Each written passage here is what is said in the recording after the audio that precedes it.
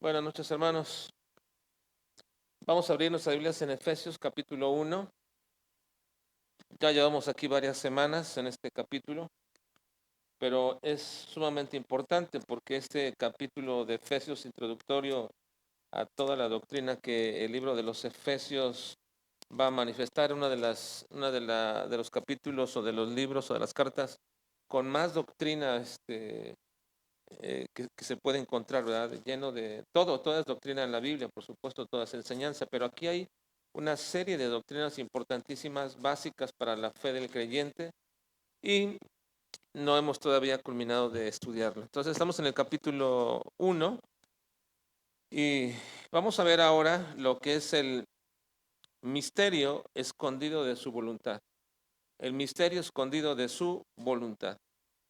Y lo que quiero hacer, hermanos, ahora, una vez que ya hemos terminado de examinar el himno glorioso de la soberanía de Dios, ya lo hemos examinado durante todas las semanas pasadas, el himno glorioso de la soberanía de Dios que deberíamos aprender a cantar. Estoy hablando metafóricamente, ¿verdad? Deberíamos aprender a cantar.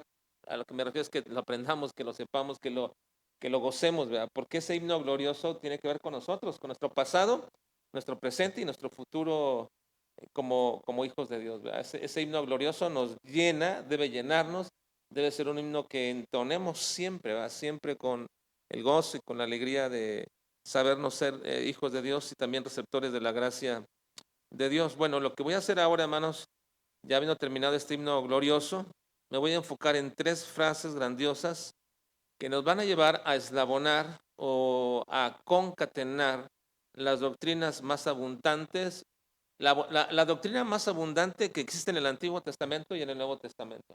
¿Cuál es la doctrina más abundante que hay en el Antiguo Testamento y en el Nuevo Testamento? No es que sea la más importante, porque toda la doctrina es importante, pero ¿cuál es la doctrina más abundante del Antiguo Testamento y del Nuevo Testamento? ¿Alguien podría decirlo? ¿A qué doctrina o de qué persona, que en teología nos referimos, es la doctrina más abundante del Antiguo y del Nuevo Testamento? ¿De quién hablaba el Antiguo Testamento? ¿Y el Nuevo Testamento? De Cristo. Entonces, la doctrina más abundante del Antiguo y del Nuevo Testamento es lo que llamamos cristología. Así que vamos a enfocarnos en estas frases que Pablo va a mencionar, que son muy importantes, no las podemos brincar, no las podemos pasar. Simplemente cuando estamos leyendo y estudiando nos vamos a llegar a este punto de poder exaltar o poder preponderar, hermanos, estas frases que el apóstol Pablo, porque con esas frases el apóstol Pablo nos va a clarificar doctrinas, la doctrina más importante que es la cristología. Ahora, la cristología, hermanos, es la rama de la teología que se enfoca en la persona, en la obra y en la naturaleza de Cristo. Los temas de esta teología que pertenecen a la persona de Cristo son muy abundantes. Se habla de la encarnación, de la naturaleza humana, de la naturaleza divina, de la unión hipostática, de la transmisión de propiedades, de la abundancia en la vida del creyente, en su vida espiritual, de la redención, de la santidad, de la resurrección, del sacerdocio, del señorío de Cristo, del rezo de Cristo. Toda la escritura apunta tanto en el Antiguo como en el Nuevo Testamento siempre a Cristo. Y junto con esas doctrinas que son directas respecto de Cristo también, tenemos todos los cruces que hace esta doctrina, todo el cruce que hace con otras doctrinas de la Biblia. Así que es imposible, hermanos, imposible entender la escritura, la palabra de Dios, sin entender quién es, qué hizo y qué está haciendo Cristo. Es imposible. Es imposible, hermanos, que alguien pueda entender la grandeza de la palabra de Dios, la enseñanza de la palabra de Dios, si primero no entiende quién es, qué hizo y qué sigue haciendo Cristo. Así que ninguno de nosotros nos podríamos llamar cristianos sin la persona de Cristo. No podemos llamarnos cristianos si no entendemos quién es Cristo. Dijo R.C. Sproul, un teólogo que ya fallecido, dice: como cristianos llevamos el nombre de Cristo. Él es nuestra identidad. Estamos en última instancia definidos no por nuestros talentos, ni por nuestro trasfondo, tan importante como pudiera ser, sino por el hecho de que estamos en Cristo por la fe. La persona y la obra de nuestro Salvador establece el alcance completo de nuestra salvación, porque Él es la torre fuerte en la que recibimos refugio para la ira de Dios, y quien restaurará todas las cosas bajo el reino de nuestro Creador cuando venga. Así que entonces, podemos decir, hermanos, que una de las doctrinas más abundantes de toda la Biblia es lo que respecta a Cristo.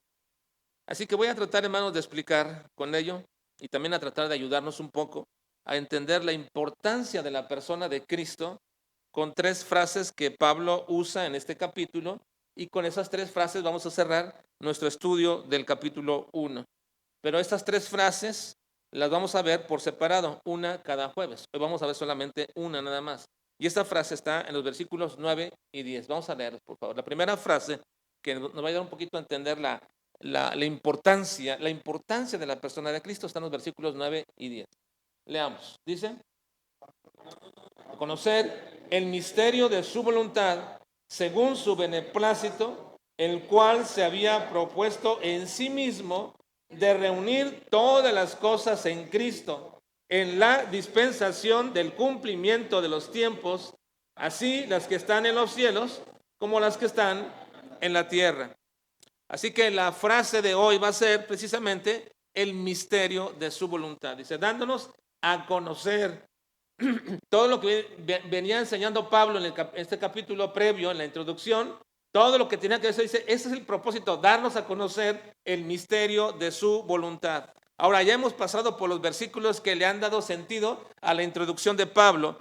Ya hablamos del canto de alabanza, de gloria, y como hemos dicho, si así queremos verlo, deberíamos cantarlo, entonarlo, saberlo. Ya debería ser un canto que todos nosotros deberíamos de saber ya perfectamente, que no deberíamos todavía como cuando sucede que no hay pantalla, en los cantos que cantamos aquí en la iglesia, que los cantamos bien, pero cuando no hay pantalla, ¿qué pasa? No los cantamos, hasta como que estamos esperando que alguien nos diga la frase o que nos vayan guiando a alguien, porque si no está escrito ahí, no nos perdemos. Pues no, debería ser así con el canto que ya estudiamos, el canto de Efesios, el canto de la alabanza y la gloria de Dios, el Dios soberano. Bueno, así que Pablo, para culminar su primera idea de la razón por la cual hemos sido escogidos en Cristo, hemos sido predestinados, y todo ello que Pablo menciona en su canto, ahora nos dice que la razón de todo esto era revelar el misterio de su voluntad. Él quería revelarnos el misterio de su voluntad. Todo lo que viene diciendo y todo lo que viene sucediendo es con un propósito especial de Dios. Les quiero revelar a todos ustedes mi creación, ustedes mis criaturas, les quiero revelar cuál era el misterio de mi voluntad. Está diciendo el apóstol Pablo, esa es la razón. Dios nos quiere revelar el misterio de su voluntad. En otras palabras, el plan eterno de Dios era un misterio, no había sido revelado, solamente nos había sido revelado durante el proceso partes de ese plan y de la voluntad divina, porque en la Biblia, hermanos, es todo un recuento histórico de la revelación de esa voluntad. Toda la Biblia, lo hemos dicho, hermanos, es lo que llamamos la historia de la redención. Una vez más vuelvo a clarificar esto. Cuando hablamos de 2 términos importantes hay que tenerlos siempre en mente. La historia de la salvación es de la eternidad a la eternidad. La historia de la salvación está en la eternidad hasta la eternidad, haciendo Dios todo. Antes de que nosotros supiéramos cualquier cosa, ya lo había hecho Él, todo ese proceso, y lo lleva de eternidad a eternidad. Pero la historia de la redención, es decir, ya el efecto de esa salvación eterna que Dios había planeado, y comienza con la redención, ¿cuándo comenzó? Con el primer hombre. Con el primer hombre que peca, Dios inmediatamente, el primer matrimonio que peca, inmediatamente Dios les da una promesa de redención. ¿Verdad? En Génesis 3:15, ¿recuerdan? Esa promesa que es llamada también el protoevangelio, el primer evangelio, que se menciona cuando dice, esta te herirá en la cabeza y tú le herirás en el calcañar. Esa promesa de una victoria sobre la serpiente antigua, el mismo diablo, está viendo a futuro. Bueno, ahí comienza la primera promesa. Esta es la historia de la redención. Ahí comienza. La redención es ya el proceso por el cual Dios comienza a hacer todo ese desarrollo del plan para llevar a Cristo ¿hasta dónde? Hasta la cruz. Así que la historia de la redención va desde el primer hombre hasta Cristo en la cruz. Pero no termina ahí, porque la redención, aun cuando es llevada por Cristo ahí, todavía falta que cada una de esas personas que han de creer, crean y tengan el efecto de la redención. Entonces, ¿esto cuándo va a culminar? Como dice Apocalipsis, hasta que llegue el número de los elegidos de Dios. Culmina la historia de la redención, porque es en el estado de la tierra la redención. La historia de la salvación está en el plano de la eternidad. La historia de la redención está en el plano de la tierra, del tiempo. Comienza con Cristo y termina con el último de los redimidos de Dios. Bueno, lo que el Señor, hermanos, ha querido revelarnos es revelarnos ese misterio de su voluntad, el plan eterno. Y ese misterio, hermanos, había sido revelado por partes durante todo el proceso de la historia, y poco a poco Dios nos va revelando esa voluntad, porque la Biblia es ese recuento histórico de la revelación de su voluntad. Pero ahora que Cristo ha llegado, hermanos, que Cristo ya llegó a la tierra, cuando Cristo llegó a la tierra y llegó hasta la cruz, entonces se cumplió lo que la Biblia llama el cumplimiento de los tiempos. El cumplimiento de los tiempos no es que ya se terminó el tiempo. El cumplimiento de los tiempos es todo lo que Dios había previsto desde que creó a Adán, le dio la promesa, hasta que Cristo fue a la cruz. A ese proceso le llama el cumplimiento de los tiempos. Hay una palabrita griega que vamos a ver, pero que ustedes deben mantenerla siempre, solamente se llama pleroma. Pleroma significa eso, cumplimiento de los tiempos. Y significa simplemente esto, hermanos. El cumplimiento de los tiempos es esta pequeña curva que comienza aquí, hermanos. Aquí con Adán y Eva. Aquí lo pueden poner una pequeña inicio de Adán y Eva. Aquí. Y va subiendo, subiendo, subiendo. La historia va subiendo. ¿Hasta dónde? Hasta la cúspide de ese momento. Sube hasta la cúspide. Esa cúspide se llama pleroma. En griego se llama pleroma. Es la llenura. Y de ahí, a partir de la cruz, comienza a bajar el tiempo. Y culmina con el plan que Dios tiene. Entonces, ¿dónde comienza? Con Adán, llega su pleroma, su cúspide llega en la cruz y de ahí comienza a bajar. Así que estamos viendo y ahora vemos en la Escritura que ese era el plan de parte de Dios. El cumplimiento de los tiempos es Cristo llegando a la cruz.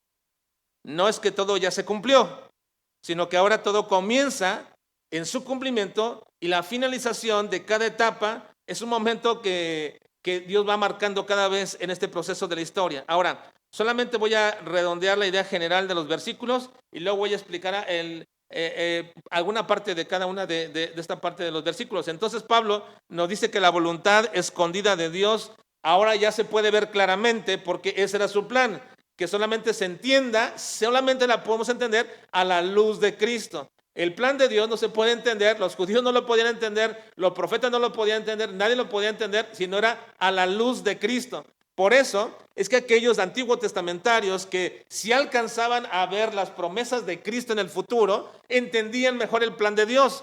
Y por eso nos dicen Hebreos que muchos de ellos lo veían a futuro, lo deseaban, porque entendían esa parte, podían ver a la luz de Cristo cuál era el plan de Dios, pero quien no veía a la luz de Cristo el plan de Dios, está totalmente cegado, completamente cegado.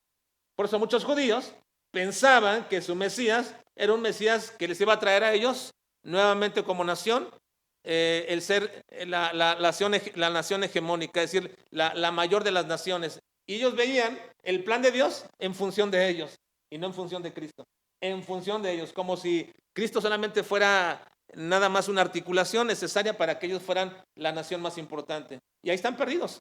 Y por eso Cristo en todos los evangelios lo vemos predicando y enseñando respecto a este asunto, que Él es el cumplimiento del plan, no los judíos. Yo soy el cumplimiento del plan, no ustedes. Y se los dijo tantas veces, y se lo dijo a sus sacerdotes, a los fariseos, a los escribas, y le dijo que eran ciegos, guías de ciegos. No entendían la escritura, no entendían la palabra. Ahora, precisamente cuando entendemos a la luz de Cristo todo esto, una vez más vemos a Cristo, que es el cerrojo de cada capítulo de la historia de la humanidad. Para entender mejor esta verdad, entonces Pablo va declarando o nos declara que es necesario que entendamos cuál era ese misterio de la voluntad que ahora ya nos fue revelado. ¿Cuál es ese misterio de la voluntad? Bueno, voy a explicar esto de manera sencilla en esta ocasión, nada más explicando dos frases que Pablo utiliza para ver esto importante. Versículo 9, vean por favor, hermanos. Versículo 9. Dándonos a conocer el misterio de su voluntad según su beneplácito, el cual se había propuesto en sí mismo. El misterio de su voluntad. Es la primera frase que quiero que entendamos. Según el uso de la palabra misterio, cuando uno habla de misterio, la palabra es mysterium. Se refiere a lo que es secreto y que podría ser conocido solamente por medio de una revelación. Eso es un misterio. La palabra se compone del prefijo muo, que es cerrar la boca. De modo que el misterio de la voluntad de Dios antes fue un secreto, escondido del conocimiento general y solamente se nos ha dado a conocer parcialmente por la revelación a los profetas, pero ahora por el puro beneplácito y el deseo de Dios nos lo ha querido revelar a nosotros. Ahora quiero explicar algo rápidamente respecto a esto. La Biblia tiene varios misterios, pero misterio no significa algo que no entendemos y que está escondido, no. Cuando la Biblia utiliza la palabra misterio en el Nuevo Testamento, y eso lo voy a preguntar después a los estudiantes del instituto, ¿verdad? Pero cuando la Biblia utiliza la palabra misterio, no se refiere a algo que está oculto y que no entendemos. Cuando la Biblia utiliza la palabra misterio se refiere a algo que sí entendemos y que ha sido revelado, pero que antes era misterio. Pero no es misterio en la Biblia hasta que se revela. Ahora, si hay algo en la Biblia que nosotros no entendemos y que no se ha sido revelado, no se le llama en términos teológicos misterio. Simplemente es un secreto que Dios no nos ha querido revelar. Pero en términos de teología, un misterio es algo que en el proceso de la historia estaba escondido, pero cuando llegó el cumplimiento de lo que Dios quería hacer, revelar ese misterio, ahora se da a conocer, ahora lo sabemos y le podemos llamar ahora misterio. Es un misterio. Así que la palabra misterio cobra una dimensión más allá de que es un secreto. La palabra misterio cobra la dimensión de que es algo que Dios quería dar a conocer, pero que llevó un proceso y que ahora que lo conoces es una riqueza para el alma, para el corazón, para la mente teológica que quiere conocer más a Dios. Es una riqueza el conocer esto. Y podemos llamarle entonces el misterio que Dios quiere darnos a conocer. Han ustedes quizás visto en la Biblia, en el Nuevo Testamento, varias cosas respecto a la palabra misterio. Por ejemplo, en Efesios capítulo 5, cuando Pablo termina de hablar de lo que viene siendo la relación del marido con la mujer en virtud de lo que es Cristo con su iglesia, culmina todo eso diciendo, grande es ¿este qué? Misterio. Pero yo digo esto respecto de Cristo y de su iglesia. Entonces lo que está diciendo Pablo, que el misterio que él está dando a conocer es que la relación matrimonial simplemente, hermanos, es el prototipo, por así decirlo, de lo que es la relación de Cristo y la iglesia, y el antitipo es Cristo y la iglesia. Realmente la relación matrimonial fue creada para que podamos entender la relación que Cristo tiene con su iglesia, no al revés. No es que Cristo tiene una relación con su iglesia como el que la ama y el que la cuida, y entonces ahora para eso podemos ver cómo debería ser nuestra relación con nuestra esposa y esposo. No, no, no. Es que el matrimonio fue creado, fue dado, es una institución divina para que alcancemos con el matrimonio a entender la grandeza del misterio de la relación de Cristo y su iglesia. Entonces, nuestra relación diaria como matrimonios debería darnos cada vez una semejanza a Cristo y su iglesia, y en la manera que se es cada vez así, entonces entendemos la grandeza del amor de Cristo por su iglesia. Es lo como lo entendemos. En la medida que yo amo, cuido y protejo a mi esposa, es en la medida que estoy comprendiendo cuánto es el amor de Cristo por nosotros, por su iglesia. Bueno, así van a encontrar ustedes varias palabras misterio. Después ustedes hagan un pequeño recuento en una concordancia y busquen la palabra misterio. Misterio.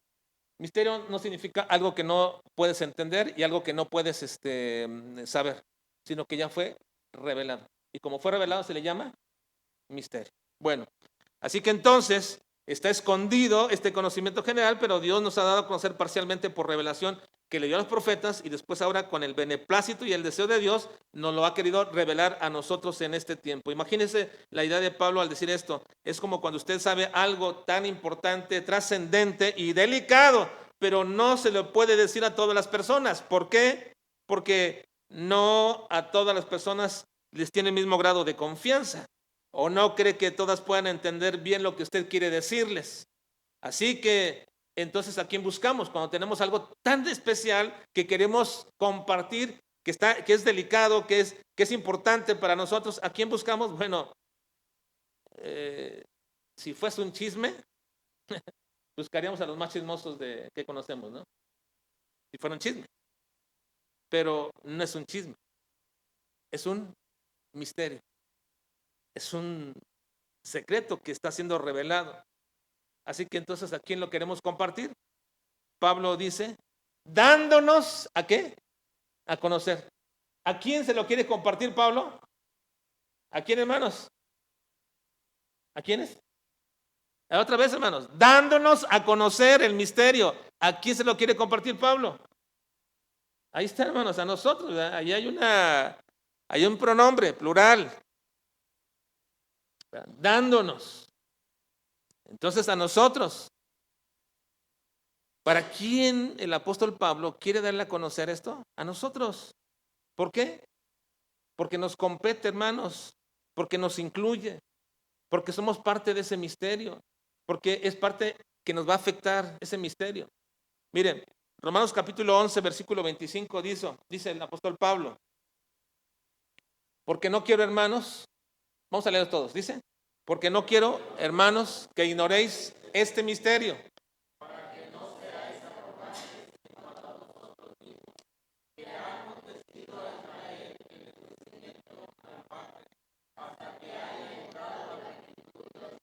Entonces Pablo dice, yo no quiero que ustedes ignoren esto, porque ustedes, si lo ignoran, podrían en esa ignorancia ser arrogantes, pensando que ustedes son la crema innata de todo. No, no, no.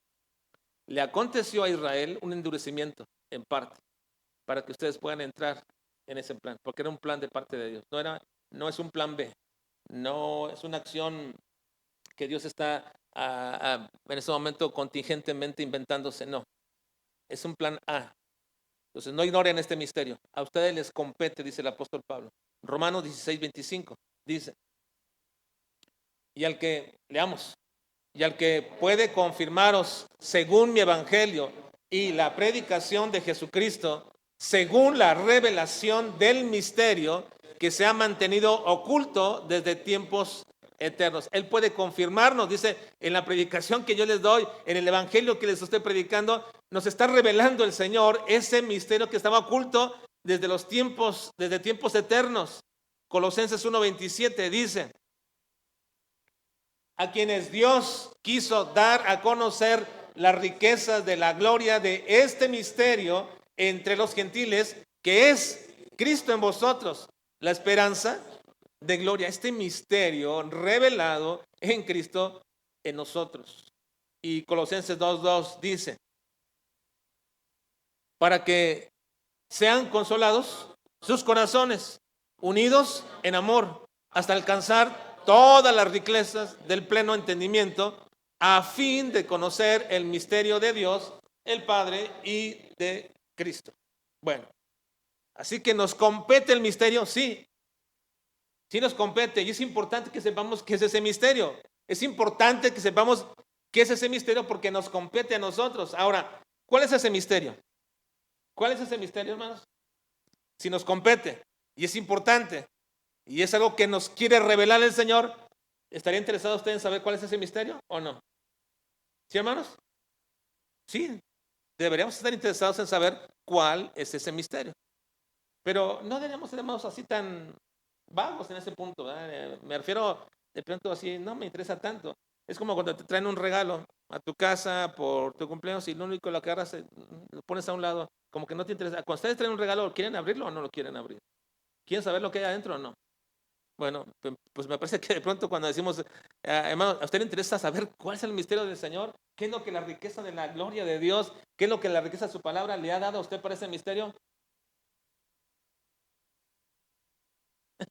Así nada más, sí. Debemos estar deseosos, nos compete, hermanos.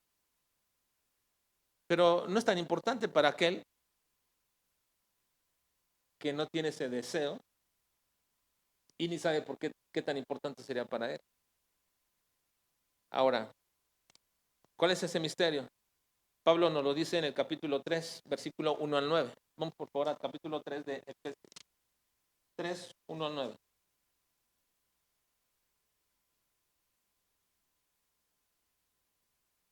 Dice, por esta causa yo, Pablo, prisionero de Cristo Jesús, por vosotros los gentiles, si es que habéis oído de la administración de la gracia de Dios que me fue dada para con vosotros, que por revelación me fue declarado el misterio, como antes lo he escrito brevemente en el capítulo 1, ¿sí?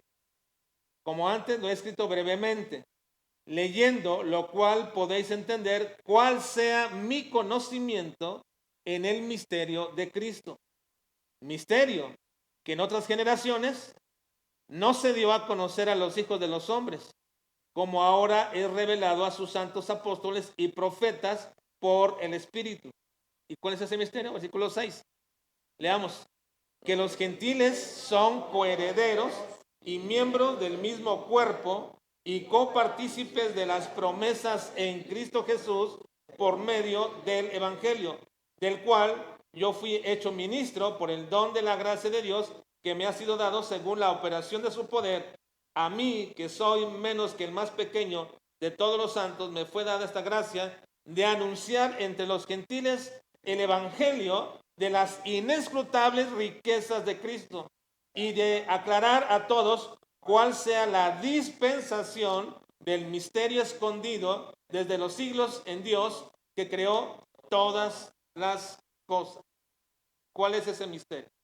Bueno, el versículo 6 dice que son los gentiles y que son coherederos y miembros del mismo cuerpo y copartícipes de la promesa de Cristo. ¿Qué está diciendo aquí Pablo? El misterio que estaba escondido es que Dios tenía un pueblo verdadero y único, espiritual, que se iba conformando tanto de gentiles como de judíos. Se va conformando en un solo cuerpo. ¿Y ese cuerpo se llama? La iglesia, hermano. Ese cuerpo se llama la iglesia. Y somos copartícipes como iglesia de las promesas hechas también en Cristo Jesús. Tanto judíos como gentiles. Ahora, algo importante en todo esto, hermanos, es importante saberlo y reconocerlo. El plan de Dios nunca fue todo Israel, jamás, nunca fue todo Israel.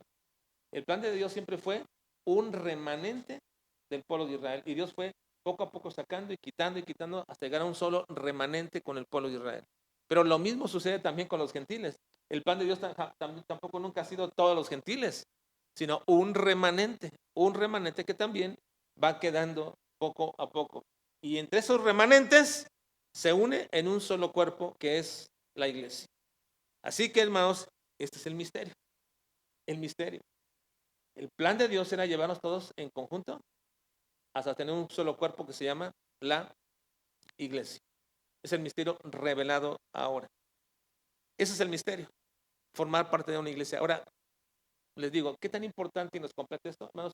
Porque si no entendemos esto, entonces no le damos la dimensión de importancia a lo que es la iglesia. Pensamos que la iglesia solamente es venir y estar en un culto. Eso es parte de lo que hace la iglesia. Pero la iglesia, hermanos, va más allá de todo eso. La iglesia es un cuerpo vivo, hermanos, que tiene miembros y que no simplemente es que cuando ya no me gusta no vengo. Ustedes pensarán, hermanos, que a mí en particular diré yo, me va y me viene, si una persona viene y se va y ya no quiere venir. No, hermanos, es un duro pesar en mi corazón que lo hay. Pero cuando alguien decide, hermanos, por lo que quiera decir, ya no quiero ir a esa iglesia, no quiero ser parte del cuerpo, está siendo sacado del cuerpo y evidentemente está fuera del cuerpo y no quiere convivir con el cuerpo, entonces me pregunto siempre, ¿por qué nosotros le damos tanta importancia a esas personas que no quieren ser parte del cuerpo de Cristo y los tomamos con más aprecio a veces que la propia gente del cuerpo de Cristo? ¿Por qué hacemos eso? Porque no hemos entendido las riquezas de la gloria de este misterio que es el cuerpo de Cristo. Simplemente pensamos en la iglesia nada más en función de un culto, pero no en la iglesia como todo el plan que Dios ha traído, no todo el plan que Dios ha traído aquí. Y algunos pensarán, bueno, estás exagerando. No es así, hermanos. El misterio que Dios había traído, la iglesia, es de suma importancia para nosotros, pero no le damos esa dimensión. No le damos la dimensión de ser parte de un cuerpo que cada vez se va santificando, que cada vez vamos caminando, que cada vez estamos en conjunto tratando de avanzar para que un día cuando Cristo venga como cuerpo, como iglesia, podamos entonces recibir al Señor de nuestras vidas y podamos presentarnos delante de Él sin mancha y sin contaminación. Pero ¿qué de aquellos? Bueno, aquellos olvídate de ellos, no quieren ser parte del cuerpo. Pero ¿qué? Tengo amistad y cariño, está bien, puedes tenerla, pero no quieren ser parte del cuerpo. Y cuando no quieren ser parte del cuerpo, ¿por qué les damos más importancia a aquellos que al cuerpo mismo? ¿Por qué? Porque no hemos entendido el misterio de su voluntad. No lo hemos entendido. Y a este punto llegamos. ¿Es importante este misterio, hermanos? Sí, es importante este misterio. Porque es la voluntad revelada por Dios. Y así la ha traído el Señor. Entonces nosotros deberíamos portarnos como gente sectaria. No, de ninguna manera. Pero ¿qué dice el apóstol Pablo o el escritor de Hebreos? Que aquellos que han sido iluminados y que estaban con nosotros y eran parte de nosotros no quisieron absolutamente nada. ¿Qué debemos hacer con aquellos? Simplemente, bueno, desechan el cuerpo de Cristo, la iglesia, la desechan, no la quieren. Entonces, ¿por qué deberíamos tender o mantener o hacerlos tan importantes para nuestra vida si no quieren nada con el cuerpo de Cristo? ¿Por qué? Porque lo hacemos. ¿Por qué lo hacemos? Porque no hemos entendido el misterio de su voluntad. Porque no le damos la dimensión a la iglesia como debe de ser. Porque no comprendemos cuán importante es la iglesia del Señor. Ahora, esa es la primera frase. Culmino con la segunda frase de este misterio de su voluntad. Versículo 10. Vean, por favor, hermano. Versículo 10. Leamos el capítulo 1, versículo 10. Dice, de reunir todas las cosas en Cristo en la dispensación del cumplimiento de los tiempos, así las que están en los cielos como las que están. Ahora, vean la idea que viene diciendo Pablo, que hizo el versículo 9, dándonos a conocer el misterio de su voluntad, según su beneplácito, el cual se había propuesto en sí mismo Dios. ¿Y cuál es ese? De reunir todas las cosas. Estamos hablando de la reunión de judíos, de gentiles, en un solo cuerpo. ¿Y cuándo lo hizo? ¿En qué? En la dispensación del cumplimiento de los tiempos. En la dispensación del cumplimiento de los tiempos. Así que la segunda frase que quiero que ustedes vean y observen bajo este misterio de la voluntad es que esta frase se llama la dispensación del cumplimiento de los tiempos. ¿Qué es eso? ¿Qué es la dispensación del cumplimiento de los tiempos? Bueno, la palabra dispensación, hermanos, es una palabra griega que es oikonomía. Y de ahí viene también una palabra que todos nosotros utilizamos, que se llama administración o economía, es la administración. De ahí también viene nuestra palabra en español, economía, y su aplicación también como administración. Así que cada vez que aparece la palabra dispensación en la Biblia, se traduce de una palabra oikonomía, que es administración, economía, y esta palabra aparece 7 veces en todo el Nuevo Testamento y se refiere a la forma en que se utilizan los bienes o los beneficios otorgados, y así es como lo encontramos, ¿verdad? La dispensación en realidad no es un tiempo, mucha gente la quiere utilizar como tiempos, la dispensación, pero no es un tiempo, es la administración que se hace de los bienes que Dios nos ha otorgado en determinado tiempo, pero el tiempo no es la dispensación, sino la economía. Y así se encuentra en toda la Biblia. Por ejemplo, la parábola del mayordomo fiel, el griego oikonomos, discarpizo, es un mayordomo disipador en Lucas 16. ¿Ustedes lo recuerdan, verdad? Ese mayordomo disipador.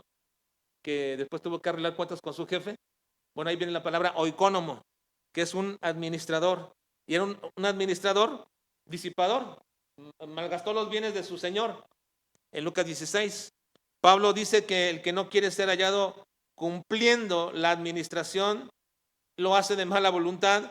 Y aquí trae la palabra como comisión. Miren, 1 Corintios 9:17, vean, 1 Corintios 9:17 es la misma palabra oikónomos, pero aquí lo llama ahora comisión. Miren, por lo cual, si lo hago de buena voluntad, recompensa tendré. Pero si de mala voluntad, la comisión oikónomo, la administración, me ha sido encomendada. Es una comisión encomendada. Cuando está hablando de la predicación del evangelio, de lo que Pablo está diciendo, si lo hago, me es impuesta necesidad y tengo que predicar el evangelio. Y hay de mí si no predico el evangelio.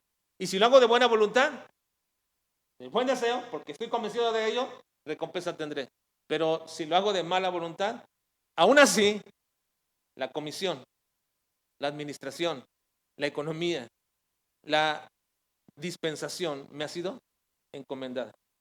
Así que quieras hacerlo o no quieras hacerlo, lo tienes que hacer. O sea, si lo haces con buena voluntad o mala voluntad, lo debes hacer, porque Dios te ha dado una administración. Ahora también usamos esta palabra de administración o economos. El uso que Pablo le da en Efesios tiene que ver con una manera en que Dios ha sido revelado o administrando su plan, el plan de Dios para que llegara a nuestro tiempo. ¿Cómo lo fue siendo administrado? ¿Cómo fue siendo administrado? ¿Cómo fue poco a poco administrado? Dejando poco ver aquí, poco ver acá, poco a poco, y hasta que por fin deja ver todo completamente. Ese es lo que llamamos el pleroma de la historia, el cumplimiento, la cúspide de la historia. Y esa palabra está aquí precisamente en Gálatas capítulo 4, versículo 4. Vean, Gálatas 4:4 dice, pero, ahí bien, cuando vino el cumplimiento, la palabra cumplimiento es pleroma, pero cuando vino el cumplimiento, la cúspide del tiempo, Dios envió a su Hijo, nacido de mujer y nacido bajo la ley. Vean, entonces, lo que decíamos al principio, todo comenzó con Adán y Eva y fue llevándose por la historia y Dios fue administrando durante todo el periodo de la historia ese plan, lo fue llevando poco a poco el plan, pero ¿cuál fue el momento en que lo reveló completamente? Cuando Cristo vino y luego llegó a la cruz. Y ahí la cruz es la parte más alta de la historia de la humanidad. Ahí se marca la cruz como una parte más alta de la historia de la humanidad. A partir de la cruz viene en descenso la historia. Culmina la historia. Porque la parte más alta de la historia de la humanidad es Cristo en la cruz. Ahí se cumple el plan de Dios, lo que Dios había propuesto.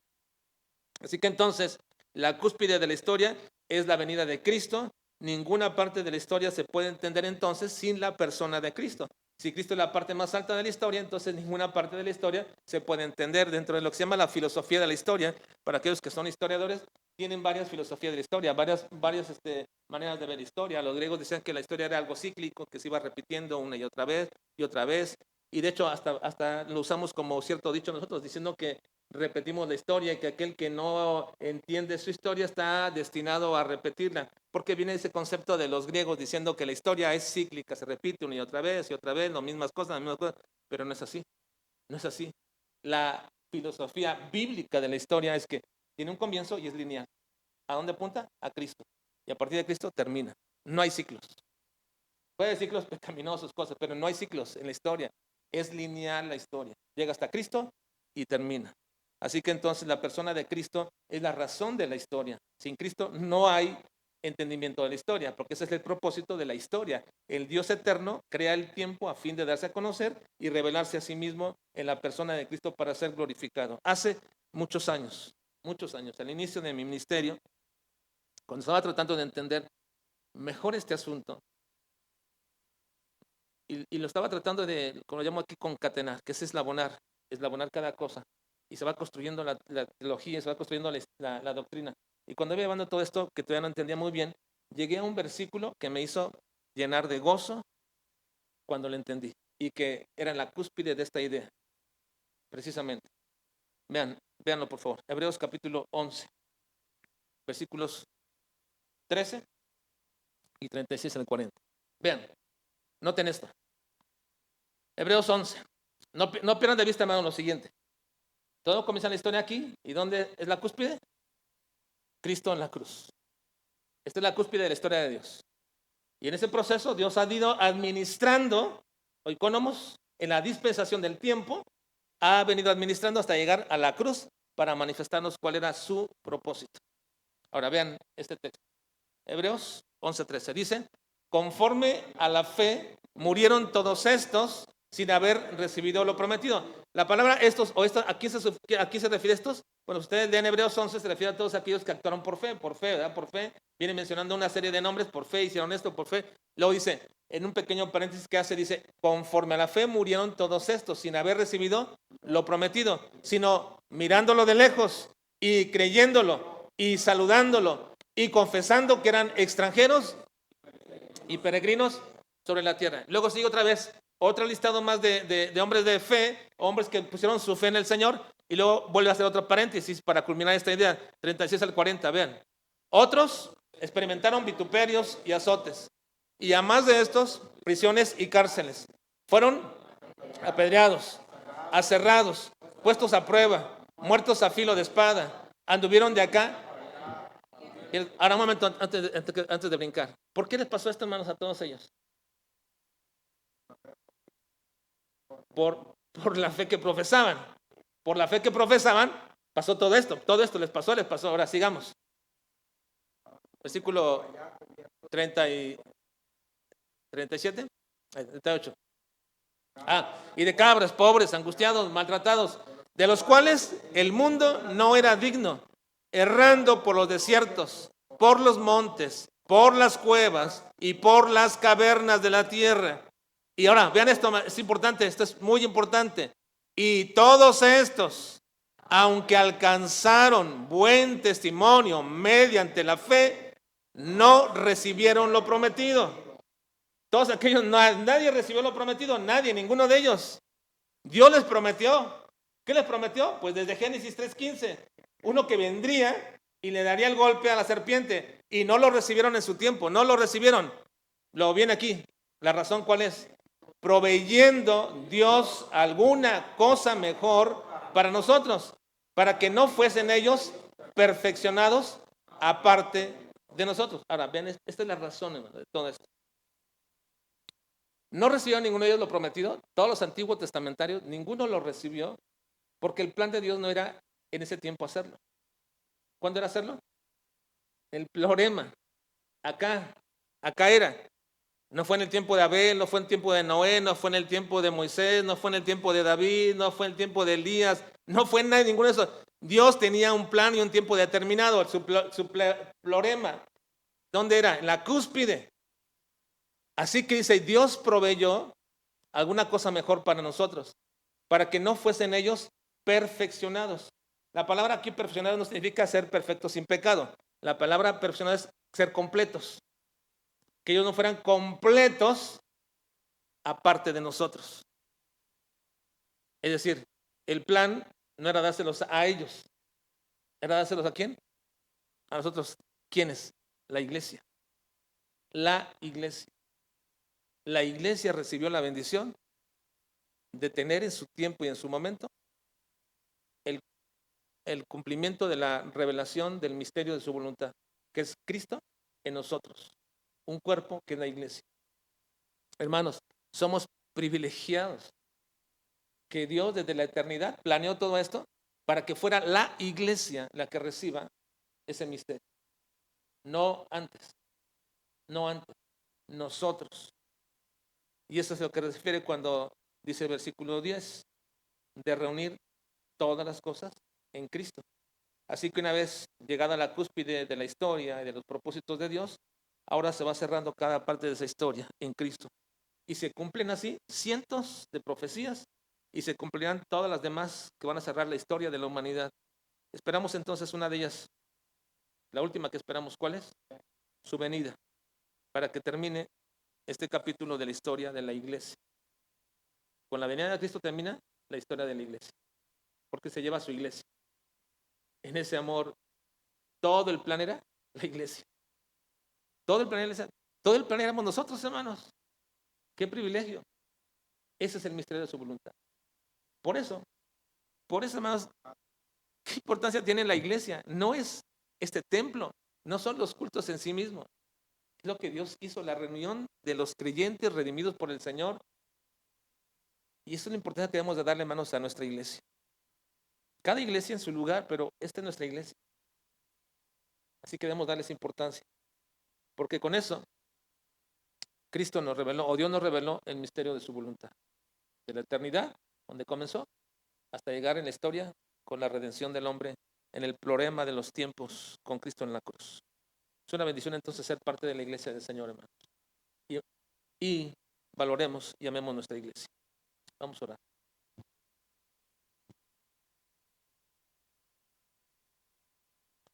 Padre, te estoy suplicando en esta noche, Señor, que nos ayudes a poder comprender, Señor, mejor esto. Es posible, Padre, que muchos de nosotros aún sigamos, Señor, con un entendimiento muy corto de la importancia de tu iglesia, o que no nos interese o nos afecte. Es probable, Señor, que algunos estén así. Y yo te ruego, Padre, que despiertes ese entendimiento, ese corazón, ese celo por tu iglesia, ese amor, Señor, esa identidad, ser parte de la iglesia para poder unificarnos y eslabonarnos y crecer en conjunto. Yo te ruego, Padre, que sintamos la dicha de ser parte de una iglesia, no ser parte de un culto o de un templo, sino parte de tu iglesia. Y si somos como parte de esa iglesia, entonces vamos a valorar, Señor, y vamos a amar nuestra iglesia. Te ruego, Dios, que guarde la vida de cada uno de estos miembros, de cada hermano, de cada hermana, Señor, que cada joven, señorita que está en nuestra iglesia, para que se puedan realmente vincular, Señor, como parte del cuerpo. Ayúdanos entonces a valorar ese misterio de la voluntad revelada. Gracias por todo, Señor, en Cristo Jesús. Amén.